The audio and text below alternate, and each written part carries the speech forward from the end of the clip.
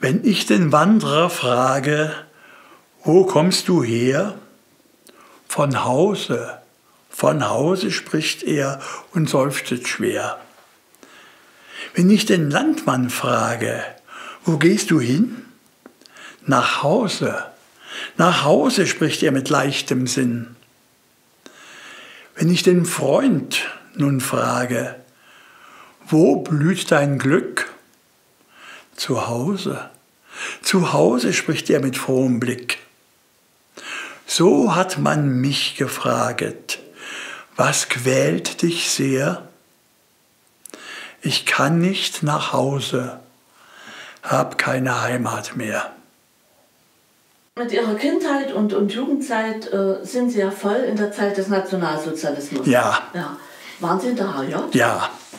Wir mussten gehen. Lust hatte ich eigentlich nicht, aber nicht aus politischer Aversion, sondern mehr aus, das möchte das Kommandieren, das Marschieren und das Stillgestanden, das mochte ich nicht. Alles andere, davon verstand ich eh nicht. Aber wir mussten dann, es wurde uns nahegelegt, als ich in der 1. Klasse des Gymnasiums war, wurde ein Elternabend der Schule durchgeführt und hinterher haben mir meine Eltern erklärt, dass da ein Redner gewesen ist. Wer das weiß ich nicht. Und der hat gesagt, also wer heutzutage ein Gymnasium besucht, der gehört in die Jugend des Führers. Das ist selbstverständlich. Hat also gewissermaßen einen Druck dahinter gemacht. Und da hat mein Vater mich angemeldet, ich war erst im Jungvolk. Dort habe ich brav mitgemacht, ohne allerdings ein Führer zu sein. Das hat mir gar keine Freude gemacht. Ich bin im Jungvolk kein Führer gewesen. Dann kam ich in die Hitlerjugend mit 14 Jahren. Und da war ich als Schüler hatte ich ja nachmittags frei, nahm man diese Leute sehr, sehr gern als kleine Führer. Und weil die nachmittags diese Führer Zusatzarbeiten, Beiträge kassieren, Schreiben ausgeben und so weiter, die hatten ja Zeit. Die anderen waren Lehrlinge, die machten bis abends. Ja. Und da wurde ich dann Kameradschaftsführer und wäre dann die Dippeldappeltour hochgestiegen. Wenn höhere Führer eingezogen wurden zu den Soldaten, es wurde dann Krieg, dann rutschten die immer nach. Und es hat mich angeekelt und da wurde aber verlangt, dass jede Einheit einen Sanitäter ausbildet, freiwillig, keiner wollte, musste ich selber hin. Und habe mich ausbilden lassen als Sanitäter.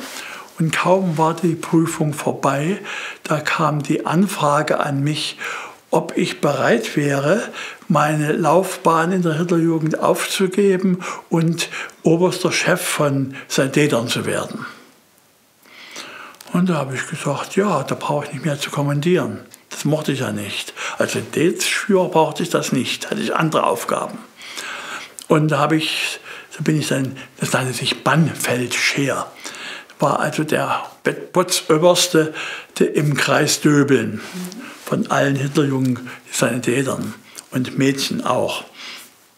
Naja, und das war mein Dienst, aber ich habe dann eben nur Sanitätsdienst, ich habe Sanitäter ausgebildet, ich habe bei Lagern und bei Sportfesten die Leute gestellt, die dann Sanitätsdienst machten und so weiter. Mehr habe ich da nicht getan. Ich wurde im März 1945 nochmal verwundet und es kam durch bestimmte Umstände zustande, dass ich ins Döbeler Lazarett verlegt wurde, in meinem Heimatlazarett. Aber dann kam die Zeit, wo Dr. Otto, so hieß der war ein bekannter Döbeler Arzt, zu mir sagte, du, Fritze, sieh zu, dass du was machst. Du musst arbeiten. In 8 Tagen muss ich dich gesund schreiben. Da musst du eine Arbeit haben. Jetzt bin ich losgesaust. Dachte, du bist Zani. Du hast wirklich erst als Hitlerjugendsali die Grundausbildung, dann am Felde, also im Bereich der Chirurgie hätte ich schon was leisten können. Die Erfahrung hatte ich. Ne? Also zum Krankenhaus Döbeln. Braucht der Helfer? Ja, brauchen wir dringend. Wie ist Ihr Name? Westin? Waren Sie nicht der Hitlerjugendführer? Nee, bloß nicht, wir setzen nicht in den Nesseln. Nach Technitz war eine Nebenstelle, war ein Krankenhaus von Döbelner, dasselbe. Westewitz, die Heilanstalt, dasselbe. Dann habe ich es versucht bei Zahnärzten, ob die einen Helfer brauchen. Ja, brauchen können wir sie, aber Sie sind Döbelner Kind, Sie waren doch Hitlerjugendführer. Um Gottes Willen, nein. Ich wurde ganz verzweifelt, keiner wollte mich haben. Die wollten sich in die Nesseln setzen. Wir waren ja alle unsicher. Was wird, was wird? Dann kam auf einmal eine Annonce. Ich muss hinzufügen, unser sowjetischer Kommandant hat dafür gesorgt, dass ziemlich bald wieder eine Art Zeitung, es war nur ein Blatt, aber in der Woche ein Blatt rauskam. Und darin waren dann alle möglichen Neuigkeiten und Anzeigen zu sehen, zu lesen.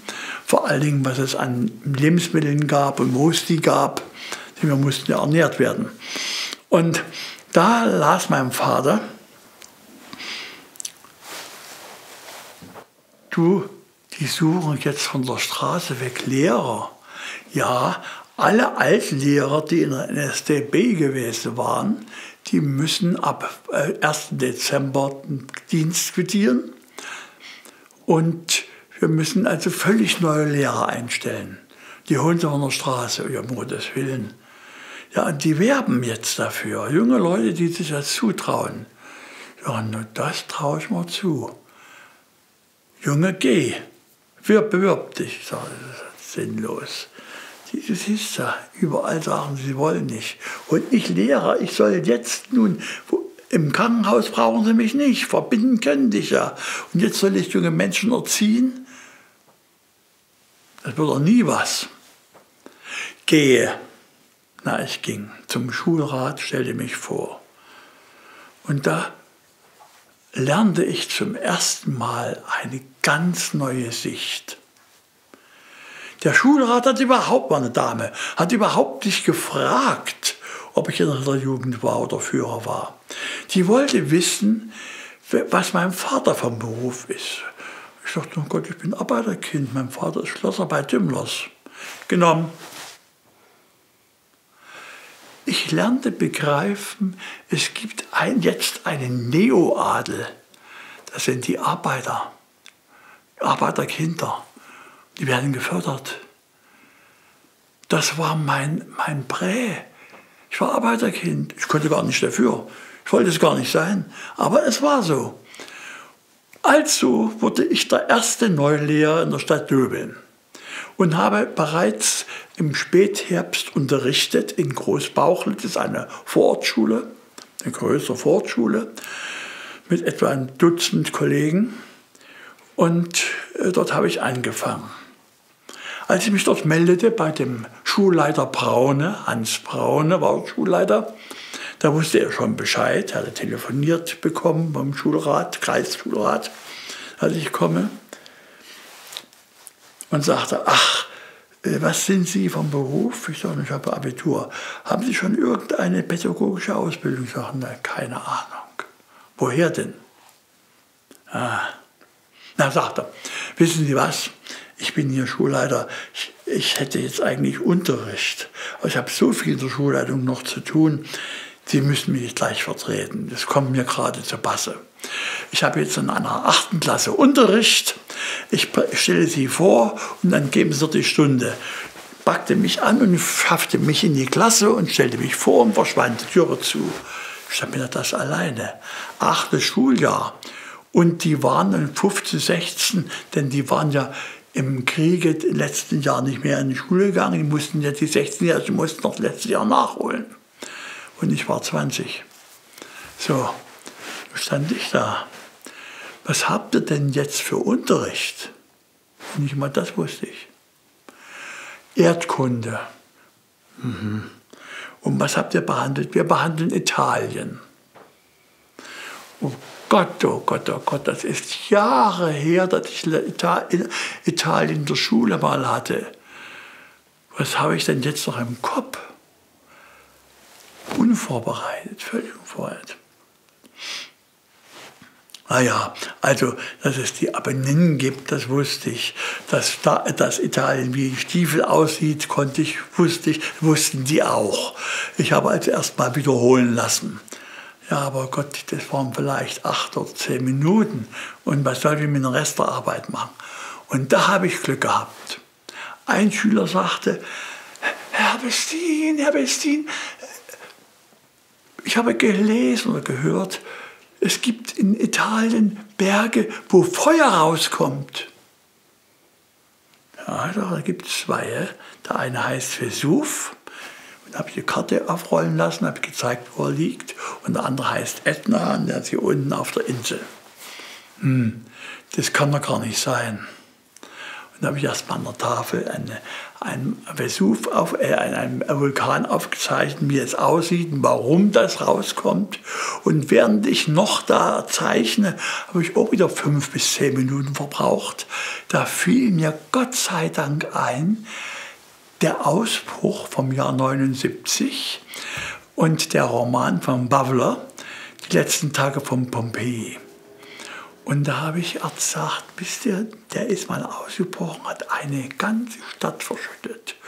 Und wie die letzten Tage in dieser Stadt vergangen sind und wie die Menschen damals diesen Ausbruch des Vesuvs verkraftet haben, das kann ich euch heute erzählen. Und dann habe ich die Stunde dazu verbraucht, um den Ausbruch des Vesuvs ganz frei nach Bavler. Die Liebesgeschichte habe ich alles weggelassen. Es ging mehr um die Sensation. Zu erzählen habe ich erzählt. Und dann klingelte es zum Schluss der Stunde. Und da brüllte die Klasse, weitermachen, bis zu Ende. Damit hatte ich die Klasse besiegt. Ich habe sie dann bekommen als Lehrer, als Klassenlehrer später. Und als ich am nächsten Jahr, war sie ja dann entlassen worden, damals ging man ja nur 8 Jahre in die Schule, ihre Abschlussfeier hatte, luden sie mich ein, als Ex-Lehrer. Ich hatte nichts mehr zu sagen. Und da haben sie mir der Wahrheit gestanden. Der Lehrer Braune, der Schulleiter, hat an mir ein Exempel statuieren wollen. Er hat da offiziell zeigen wollen, es geht nicht, dass man jemanden von der Straße holt und ihn vor der Klasse stellt.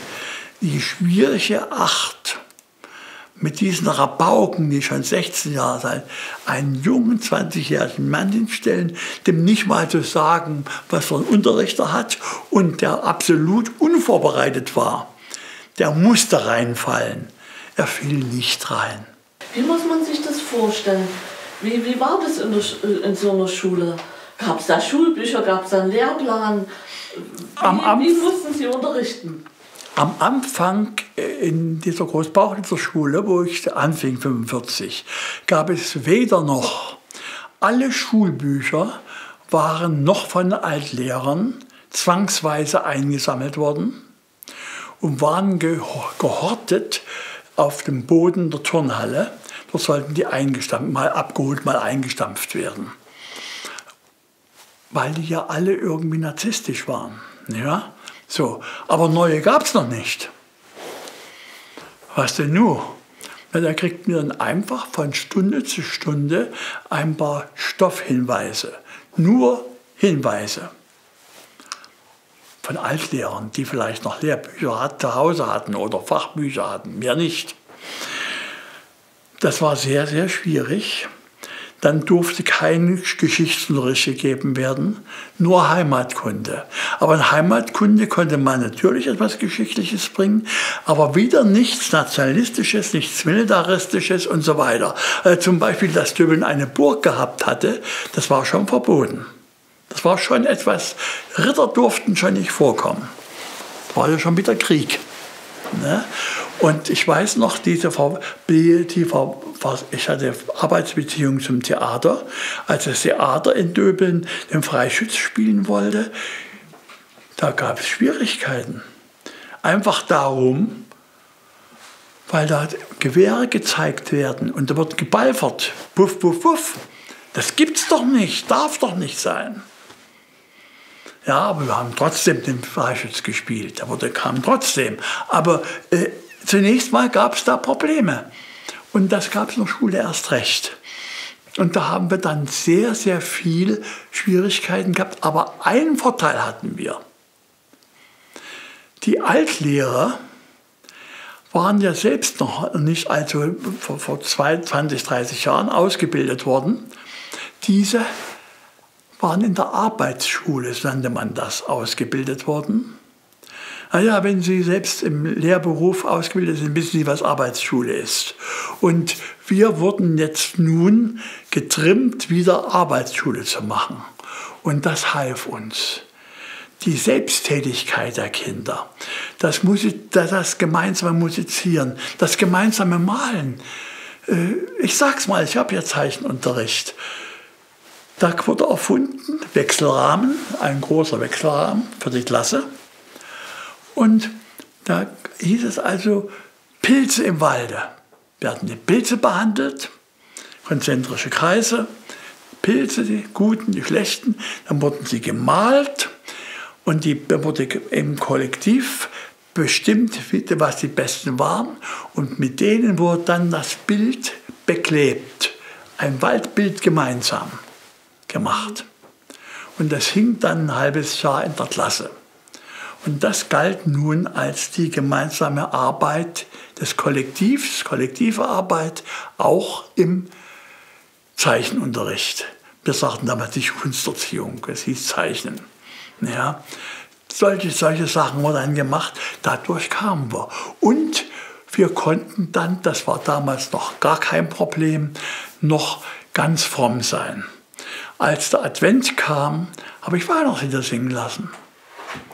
Die alten deutschen Weihnachtslieder. Und das sangen sie gerne. Bloß viele von den Großen vor allen Dingen, die sie zu Hause nicht mehr gelernt hatten, denn bei Hitler wurde ja nicht mehr diese Weihnachtslieder gesungen, die dann nicht selbst kirchlich waren, die konnten mit dem Text nicht viel anfangen. Vom Himmel hoch, da komme ich her. Ich bringe euch gute Neue mehr. Ja, wer kommt denn vom Himmel hoch her? Keine Vorstellung. Für uns Alten war das selbstverständlich, wir wussten das. Und ist ein Rosensprung, da heißt in der zweiten Strophe, Marie, die reine Magd, hat uns gebracht, alleine Marie, die reine Magd. Da sagen die Marie, die reine Macht. Ja, weil sie eben einfach nichts darunter vorstellen konnten unter reinen Magd. Wer war denn die Marie, die reine Magd? Das musste erst mal gemacht werden. Und da haben wir dann gemeinsam im Werkunterricht eine Krippe gebaut. Und dann die Pappfiguren ausgemalt, mit kleinen Ständern angekleimt, wo wir den Leim hernahmen. Wir haben heimlich ein bisschen Mehl genommen und Mehlkleister gemacht, damit das überhaupt hielt. So, und dann haben wir eine Krippe gebaut. Dann wussten sie, was eine Krippe ist. Und dann verstanden sie Weihnachtslieder. Na schon hatten wir. Das war Arbeitsschule. So, und da wurde ich dann auf diese Weise Neulehrer in Döbeln, habe dann einen Schulchor gegründet, nebenbei meinen Zivilchor, meinen Privatchor gegründet. Den dann musste ich anmelden bei der Stadt, denn wir durften in Privathäusern nicht zusammenhorten. Das war ja verboten. Heimliche Zusammenhortungen, nicht wahr? Und das war der Stadt, hatte einen Jugendausschuss, dem waren wir unterstellt worden, war das offiziell. Und da haben wir dann allmählich ist ein Chor draus geworden. Ich nannte ihn die Jugendmusikgruppe Döbeln, großfressig. Haben dann auch ein Streichquartett allmählich zusammengekriegt. Und Gott, mehr schlecht als recht gespielt, aber immerhin. Und dann haben wir versucht zu singen. Unser Problem war die Singerei. Was darf man singen? Genaues erfuhren wir nie. Wir hatten nur gehört. Militaristisches nicht. Nationalsozialistisch sowieso nicht. Also Hitlerjugendlieder, Soldatenlieder, SA-Lieder bestimmt nicht. alles, was nationalistisch war, Heimatlieder, die nationalistisch waren, Deutsch sein, wir sind Deutsche, deutsch und frei wollen wir sein, weil wir Erzgebirgler sei, durfte man nicht singen und solche Sachen. Was denn nun? Ganz alte Lieder hätten wir singen können. Renaissancelieder. Hätte ich gerne gesungen. Aber dazu brauchte ich Noten. Ja, wo soll man die Noten hernehmen? In Döbeln gab es doch keine Noten. Wir hatten nicht einmal ein Notengeschäft in Döbeln. Ja, und in die Verlage in Leipzig, die waren alle kaputt. Da war 45 nicht. Da habe ich einfach deutsche Volkslieder singen lassen, die die Kinder zum Teil aus der Schulzeit noch kannten. Ganz schlichte Volkslieder. Und habe die Sätze selber geschrieben. Das klappte erst nicht so recht. Ich habe manchen Satz 2-3 Mal schreiben müssen, eher halbwegs brauchbar wurde. Aber man lernt es allmählich. Und habe dann schließlich Sätze zustande gekriegt, haben wir mehrstimmig gesungen. Ab 46 hat man die ersten Jungen da, die dann wieder mitsangen. Und 47 haben wir mit dem Chor das erste Chorfestival mitgemacht. Inzwischen war die FDJ gegründet worden und da wurde unser ganzer Chor der FDJ unterstellt, obwohl ich nie Mitglied der FDJ war. Aber ich war schon über 20. Aber unterstellt, war mir ja auch wurscht. Wir haben unsere Volkslieder weitergesungen. Und naja, um diese Zeit machte ich mein Examen etwa, ging noch einmal ein Jahr lang nach Döbeln an die Konnerplatzschule und übernahm Musikunterricht dort. Nun hatte ich ja mein Diplom als Musiklehrer, kein Problem mehr. Und da war in einer 8. Klasse der Klassenbrummer, ein Junge vom Geiersberg, der schon seinen Stimmwechsel hatte und dann so brummte. Der hatte von meinem Vorgänger, Musiklehrer, eine ungenügende Musik gekriegt, weil er brummte. Ich hörte mir die Stimme an, ich sage, Moment mal, jetzt höre ich dich sprechen. Jetzt komm mal in der Pause zu mir. Und dann kam in der Pause im Musiksaal und da habe ich an mir ins Klavier gestellt. Ich sage so, jetzt versuche mal den Ton zu singen. Habe Basstöne angegeben. Ich sage, die Stimme ist gut. Du wirst jetzt von mir für ein halbes Jahr noch dispensiert vom Mitsingen. Aber wir machen ja im Musikunterricht der Oberklasse auch Theorie. Wir behandeln die Symphonie, die Oper, wir lernen die Instrumente kennen. Da kannst du mitmachen. Du kannst bis zu der 2 kannst du es schaffen. Er hat es gemacht. Und dann wollte der Vater, dass der Junge Schlosser lernt. Bin ich zum Vater, ich sage, wird nicht. Der Junge hat eine Stimmbegabung, der kann Sänger werden. Und zwar ein guter Sänger. Ach was? Ich sage, wissen Sie was? Sie schicken den Jungen aufs Gymnasium, da wird er 18 Jahre, ehe er das Abitur macht, dann ist die Stimme gesättigt, dann kann jeder Fachmann sagen, das wird was oder das wird nichts für einen Sänger. Gut, hat er gemacht. Ich ging zu dem Musiklehrer im Gymnasium und sage, du pass auf, der junge Mann, der da kommt zu dir, beachte ihn mal und fördere ihn. Das wird was. Hat er auch gemacht.